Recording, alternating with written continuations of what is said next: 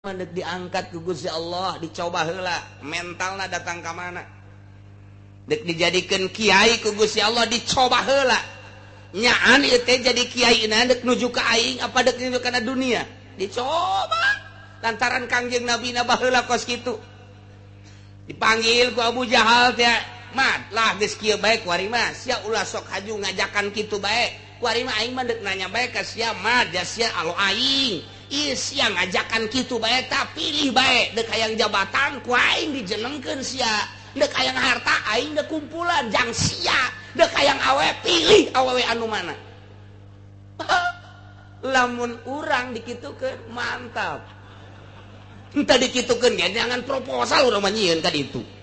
Masya Allah, kakarak kandidat datang bae kandidat geus bekah liang irung asana kabangun ye dapur mah ieu. Sial tak kiai bloon jasa pancena dek ngahayukeun agama edan kok geus kitu mampir heula atuh lambat mah dakwah tuh Kangjeng Nabi mah kos kitu pilih ku sia mah hayang jabatan milih sia dijenengkeun di mana ku aing sia hayang hayu jaka kawasan aing Mekah mah hayang harta aing di kumpulan atau nu aing geus dibikeun ka si asal tiang ulah ngomong bae riben aing mah kasihan atau hayang awe pilih ku sia awewe hayang hiji hayang dua hayang tilu potongan nu mana bebeda ka uwa ka emang ka dieu ieu teh emang sia insyaallah datang ka kos kitu geus dihadang dicaci dimaki diroga hala Kangjeng Nabi teh hese bae terus bae ditawaran fasilitas tetep bae Kangjeng Nabi memang ai disebut teu butuh abdi makana dunia atuh Jawa meureunnan dahar maosok ngan abdi mambung kitu kene jabatan be mang dibere jabatan teh sarua jeung di Bang Baluhan pundak abdi teu hayang abdi mah adapun awewe air sebar sebayangan mang abdi mah teu sambarangan lamun cak Allah teu mah teu bae henteu abdi mah teu narima Kangjeng Nabi mah masyaallah kiai kuari jauh jasa Masya Allah madak baca ta riwayatna jang contohan urang pancenah ulama teh warasatul anbiya orang jerona mah warasatul Firaun itu isi urang madak teu sejuk deket kiai teh urang ka ditu yuk ka guru moal aing mau moal ka ditu emang kunaon nyana keur ngajakan pilkada si eta hareudang malah teu sejuk urang ka ditu ya ka imah guru yuk urang ziarah minta berkah mung aing kunaon kita mayaran apaan sia nyana kredit guru kurang duit teu betah pan urang ka imah guru yuk ulah mung aing mah siang ka ditu bae kunaon guruna yang kawin deui cenah cek pan ngayangankeun cenah nu bahenol tuh kos kitu awat teh guru lain lepak ka dieu ceng pilkada mah pilkada bae si adek milih ka mana atuh mangga bae hiji ulah sok narima kana pamerena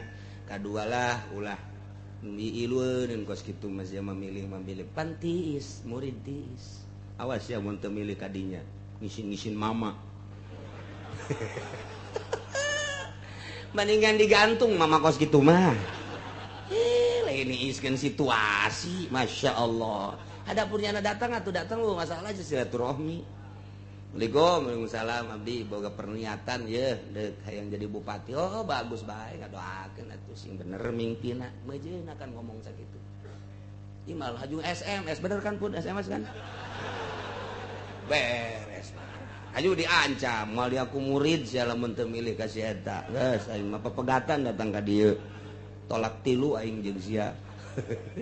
Kiai Barloon tendele Kangjeng Nabi Masya Allah kabita ku pamerena ambay-ambayan kadit gas ulah dijadikan padoman kiai kos kitu mah lantaran teu ngajakan sejuk nungtun ka Gusti Allah asal teu nungtun ka Gusti Allah gas urang mah pokona mah kanta mah wauh kebo bae jeung kos kitu mah ulah wauh sapi kebo bae guys nah ieu Kangjeng Nabi teh dakwah teh kos kitu per pahit tapi Kangjeng Nabi murigi satu instruksi ti Gusti Allah kaulah kita nyaritakeun nauhidkeun manusia ka Gusti Allah ditungtun manusia Allah anu nitahna kumaha bae pasti ditangtayungan ku Gusti Allah acenah paeh meureun geus waktuna kudu paeh tah lamun kos kitu mah urang boga tekad mantep jasa ieu kuari kan nu pinter mah loba nu yakin nu hese cek Tuhan Syekh Abdul Qadir neangan nu pinter hiji 1000 datang babari jasa tapi neangan anu jujur 1000 nu pinter neangan nu jujur datang hiji geus jago Allah karim nah ya Kangjeng Nabi teh dakwah kemudian begitu dakwah sakumaha kamari teh Kangjeng Nabi dihina Kangjeng Nabi dicaci maki lah mat ulah sok nyarita-nyaritakeun pangeran-pangeran mat kamari geus aya instruksi ti Gusti Allah fa'arid anhum hatta yakhudu fi hadisin ghairi baliran Muhammad cek Gusti Allah datang ka ira datang ka nyana ngomong nu lain nyaci maki Al-Qur'an datang ka nyana ngomong teu nyaci maki pangeran datang ka nyana ngomong teu nyaci agama tah kuari mah baliran tinggalkeun instruksi pertama instruksi kedua ieu وَذَرِ الَّذِينَ اتَّخَذُوا دِينَهُمْ وَلَعِبًا وَلَهْوًا وَغَرَّتْهُمُ الْحَيَاةُ الدُّنْيَا nomor kedua Kangjeng Nabi titah ngabalieuran ya nya titah ninggalkeun untuk sementara lain ditinggalkeun haju diantep henteu dibere pepeling lain ditiiskeun heula situasi jeung kondisina pantugas Kangjeng Nabi mah datang ka maot dakwah teh ngabalieuran jeung ninggalkeun teh untuk sementara kamari kesementaraanna datang ka hatta yakhudu hadisan ghairi hatta yakhudu fi hadisin ghairi datang ka teu ngomong nyaci maki datang ka teu ngomong ngahinakeun ka Al-Qur'an datang ka nyana pindah omongan datang ka dinya kayak datang deui anjeun Muhammad pertama nu kadua ieu tinggalkeun cek Gusti Allah wazar ai utruk tinggalkeun sementara alladzina taqadu dinahum jelema-jelema nu ngajadikeun agamana ya ada agama Islam alladzi kullifu nyana dititah asup agama Islam endahan dijadikeun laiba walahwa heureyan bentuk keheureyanana nyana ngahinakeun Al-Qur'an jeung Gusti Allah bentuk kahinakeunana melalui penyembahan patung dihirupeun ku Allah disehatkeun ku Allah dirizkian ku Allah aya nyembah ka patung bloon goblok tolol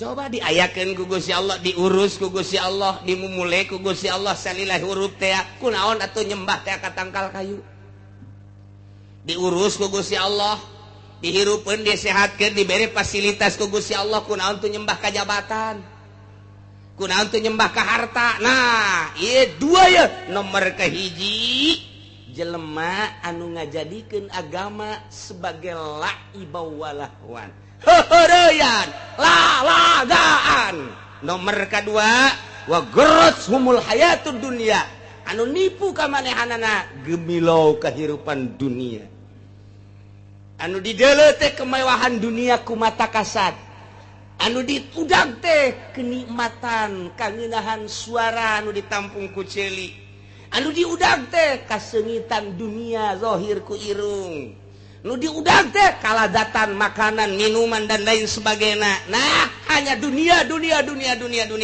tak eta Muhammad cak Gusti Allah jelema nu ngaheureyan agama dijabikeun sebagai lahwan wala ibad tinggalkeun sementara nomor kadua jelema nu kabongboy ku dunia tinggalkeun ulah dituturkeun acak-acakan nih nuturkeun kos kara itu Masya Allah ieu konsep yang urang memeh perang teh kos kitu tah memeh turun ayat perang ya Allah ya Rabb kahiji nomor kadua maksudna laiban walahwan teh ieu ittakhadhu ma huwa lahbun walahwun min ibadatil asnam wa ghairiha dinan lahum, nyembah ka berhala sebagai agama nomor kahiji.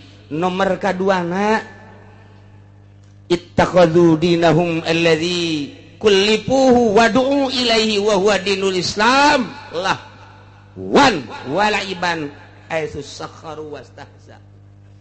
Nyana teh ngahina ka Al-Qur'an, nyana teh ngawelewe ka Al-Qur'an, nyana teh nyaci maki Al-Qur'an.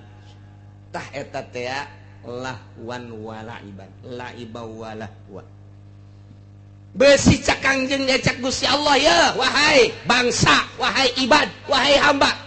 Besi sakadar dongeng di zaman Kangjeng Nabi, dibuktikan ku aing sia di tahun 2000, dibuktikan Denmark nyaci maki Al-Qur'an. Tambah deui. Setoni Rusdi nyaci maki Al-Qur'an jeung Kangjeng Nabi. Tangtangan baheulaku kitu Humaini ayatullah Humaini datang ka kuari hirupna tepubuh karuh. Emang kumaha gitu teu boga keterangan Salman Rusdi. Pernah kunjungan ke Mesir ge lantaran Mesir mah kitu geus kacaplok ku Amerika rarasaan teh hampir terbunuh. Balik deui nya ka Amerika. Diberi hadiah Nobel ku Amerika teh bahwa inilah manusia yang gagah, yang berani, tidak takut-takut mencaci maki Al-Quran dan Muhammad. Diberi hadiah Nobel. Masya Allah, nu karari itu diberi hadiah Nobel. Diamankan, diberi fasilitas kuari di Amerika. Nu kamari deui di Denmark sarua bae. Tambah deui nu kamari, Masya Allah, nu mantek lamun urang ningali ka tukang setik bajos bus. Eta teh pernah ditimpah ku sendal, di tempat ku sapatu teh suatu penghinaan. Panjelemana eta teh dibawa ke Amerika. Waktu di Baghdad ditimpah ku mahasiswa jeger. Eta teh balesan daripada nyana ngahinakeun terhadap Islam. Sebab di Irak saat eta kumaha begitu disidang di Amerika kan teu ditayangkeun kan di urang teu meunang. Emang kumaha kitu di Baghdad teh tentara-tentara Amerika teh ngumpulkeun Al-Qur'an, dicaci, dimaki, diciduhan, dikiihan, dibelem, dilengkahan. Deuk kumaha teu marudahna coba mahasiswa di Irak, mahasiswa di Baghdad. Nah, kebenaran kunjungan ka ditu timpah maka sepatu jeger. Cukup penghinaan sakitu cek jana untuk balasan. Kumaha eta? Panggilkan ke Amerika disidang. Kumaha nasibna? Nyana tetap mempertahankan Islam. Teu kumaha nya tegentar saya ketika acan. Begitu dibunuh, bunuh saya. Yang penting agama Islam luhur, ya'lu wala yu'la alaih. Jadi orang lamun neuleuh keberanian orang Baghdad bandingkeun jeung urang datang ka mana coba urang. Kuari nyana nu nangtangan Amerika luar biasa. Goyang Amerika ditangtangan ku Baghdad.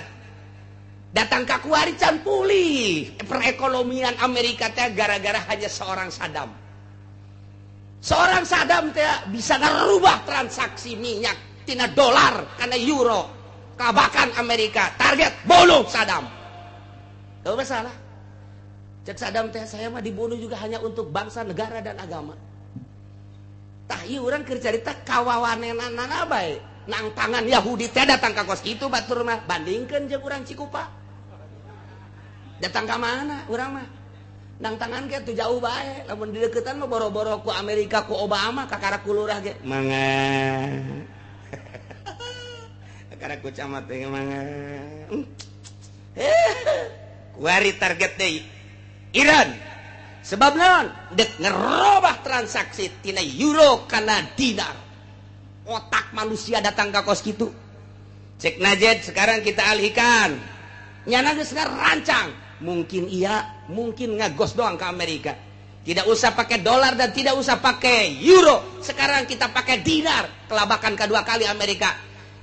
Iran target kedua cek Amerika. Uji coba. Israel jeung Palestina. Di bom nomor kahiji Husein. Hasan, Husein, kemudian Ali. Boga tilunya. Kakarak dilalagakeun doang ku Iran teh. Wah, Husein ya. Dilalagaanana batur mah kos kitu. Anti Yahudi, anti Amerika. Urang ka Iran. Lamun teh amah, ieu urang lain urang Indonesia meureunanan mawa dolar teh dihina kunyana lantaran urang Indonesia ngan neuleuh doang ka beungeut. Hartina di dieu mah anti dolar. Sedangkan urang kabehan mawa dolar di dieu waktu ka Iran teh cakna geus anti dolar kami mah. Anti ka Yahudi, anti ka Amerika, anti ka dolar-dolarna. Wah rajasa negara mentak target Amerika. Ye, cak Iran, kami ge targetna ngancurkeun Amerika. Ieu mah keur lain carita naon? Carita wawanena poha rajasa. Bandingkan jeung urang sebagai bangsa Indonesia anu geus luhur jasa di bawah ku Bung Karno. Kuari pelepes terkenal Indonesia, negara terhebat korupsi. Ieu geus muji syukur bae ka Gusti Allah geus berarti geus. Jet penggede-penggede urang sakedeung deui tinggal ngancrok doang kadinya asana mau ngubrus sajeun hukum.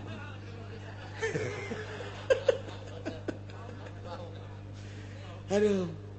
Atuh lamun mau ngubrus aja pojali ngubrus sarua bae. Aduh.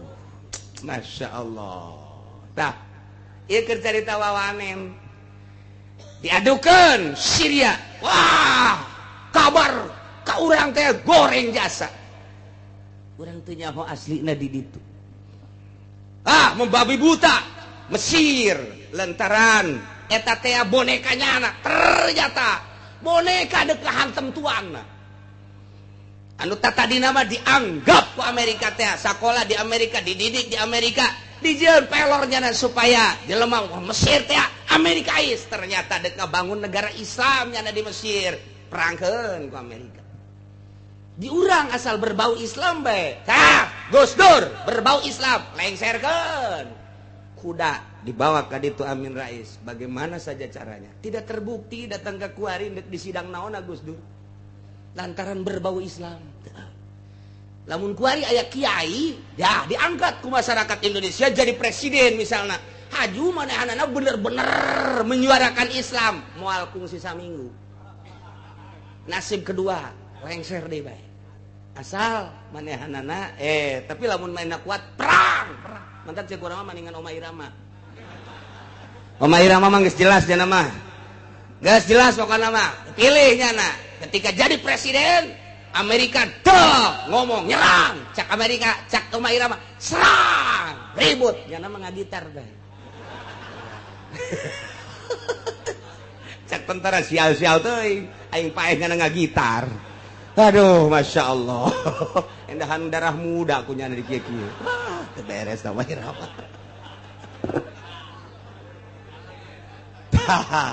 Ieu keur carita Kangjeng Nabi contohin urang sing hade kakarak dicaci dimaki diciduan masalah heulanan. Masya Allah. Nah kadua kari wazaril ladzina takhadhu dinahum tinggalkeun ku ajen Muhammad jelema nu ngajadikeun agama sebagai laiba walahma nyembah kana patung atawa ngaheureuy-heureuy ngaistihza ka Al-Qur'anul Karim. Nomor katiluna kudunya heula hakna dina agama kudu kumaha nu sabenerna hak dina agama adalah allazi yansuruddin li ajli annahu qamad dalil ala annahu hakul wasidqun wasabun. Tanjeurkeun agama ulah lalagaan ulah aya laibu walahun dengan cara argumen-argumen Islam, dalil-dalil kekuatan Islam, tanjurkeun, bejakeun, haram, halal. Iyalah nu bener, iyalah nu salah, iyalah nu halal, iyalah nu mubah, bejakeun supaya masyarakat nyaho, oh ieu haram, oh ieu halal. Kos kitulah nanjeurkeun agama secara pendidikan heulana. Terus beja-bejakeun. Nah, kuari kumaha lamun ngan sakadar jadi lipstik doang. Agama teh ngan saukur dengunganna doang. Jerona mah aya muatan-muatan lain agama. Fa ammal ladzina yansurunahu liyatawassalu bihi ila akhdhil manasib warriyasah wa gulabatil khosmi wa jam'il amwal fa huwa nasaruddin lidunya. Hilak bakal cilaka. Anu didengungkeun mah agama kunyana, nu diomongkeun mah agama, label agama, moto agama, misi suarana agama. tapi horeng di jero nama liat tawassalu bihi akhlil manasib ngan sakar